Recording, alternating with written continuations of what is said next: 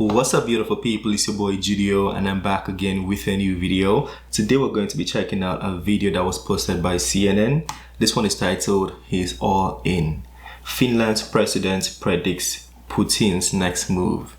We've been seeing lots of people predict Putin's moves. I don't know how they're getting the information and the knowledge to predict the moves, but today we're going to listen to what the Finland president thinks, and you guys will tell me if it makes sense or if it doesn't. My job here is to bring the videos and keep an objective mind and ask the right questions. Without wasting your time, let's get to it.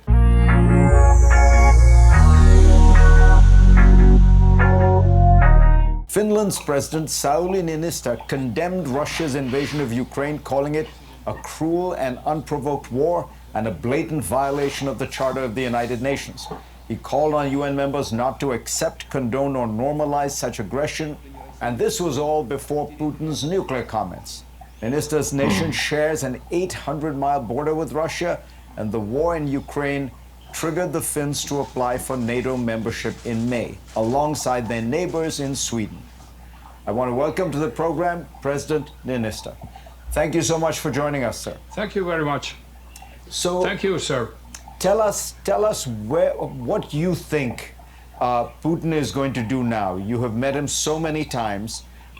He does appear to be cornered in some ways. He does appear to be becoming more... Oh, they said they're counterparts for 10 years? Shouldn't that mean they have a good relationship? You know, you can talk to him. Reckless with these nuclear threats. Tell us what your analysis of his state of mind is. How I see is in actually poker terms, he has put all in, and he is a fighter, so it is very difficult to see him accepting defeat, any kind of defeat, and that surely makes the situation very, very crucial. You said, I remember in early February, before the Russian invasion, that something you sensed had changed about Putin, that he used to be very careful, incremental, calculating, but that he was behaving in a much more aggressive fashion.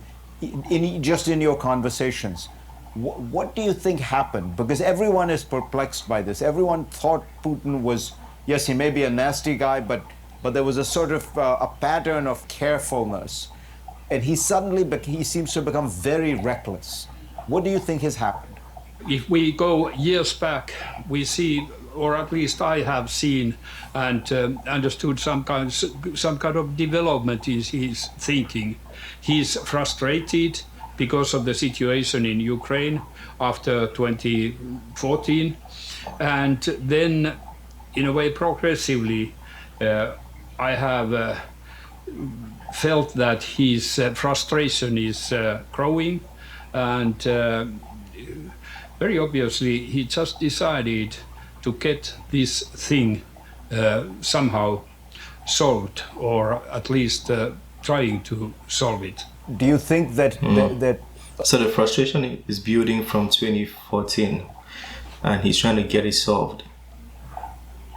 Wouldn't that be like the root cause to be solved, instead of trying to solve Putin? You know, it's like people are trying to solve Putin and trying to resolve Putin and his thoughts right now. But it seems there's a whole root cause that should have been solved. There is a possibility that he will expand his war aims. You know, people talk about Moldova. Obviously, you have to be careful watching. You have a long border with Russia. We haven't seen any sign in Finland. Actually, it's more calm than for years.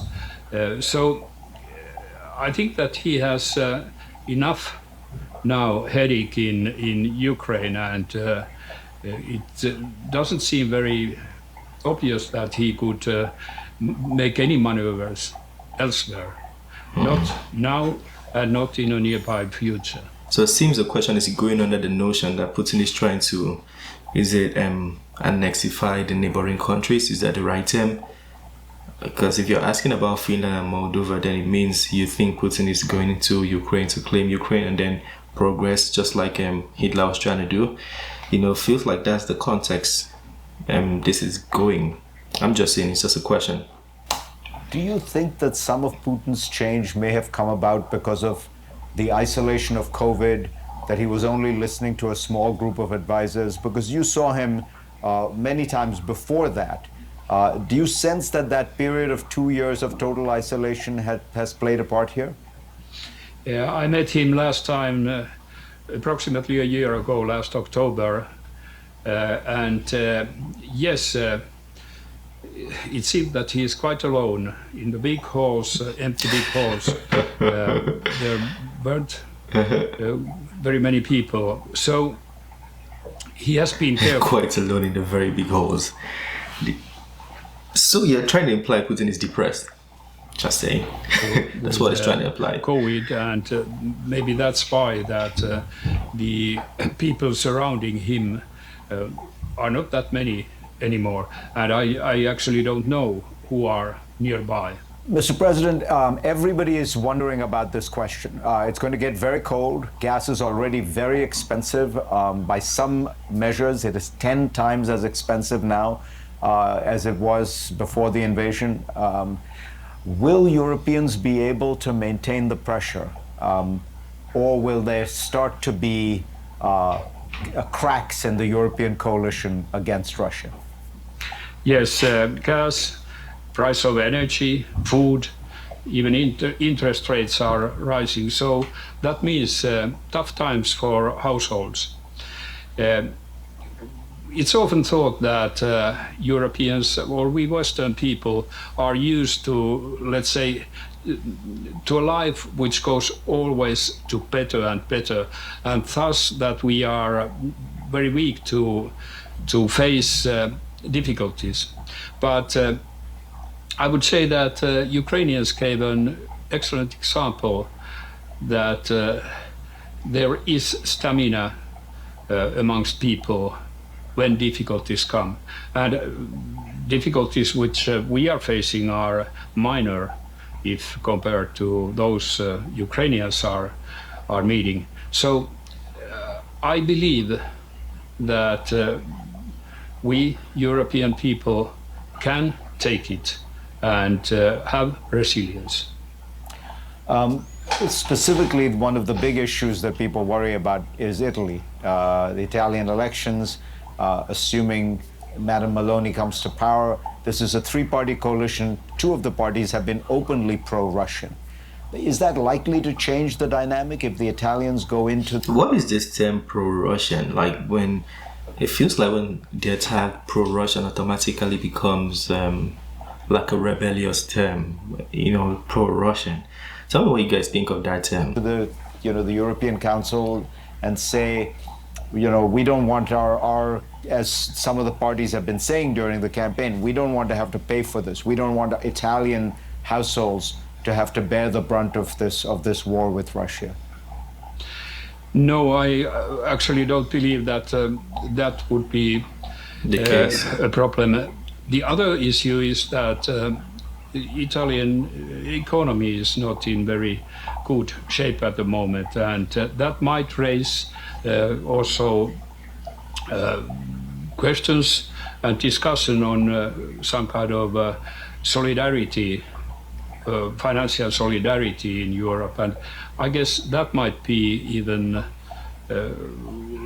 bigger or real problem. Are you saying that the Italians will need money from the European Union, so they are unlikely to try to break ranks? I wouldn't say that so directly, but nevertheless, Yeah, that was really direct. the finances are not in a very good shape. We have to keep that in mind too.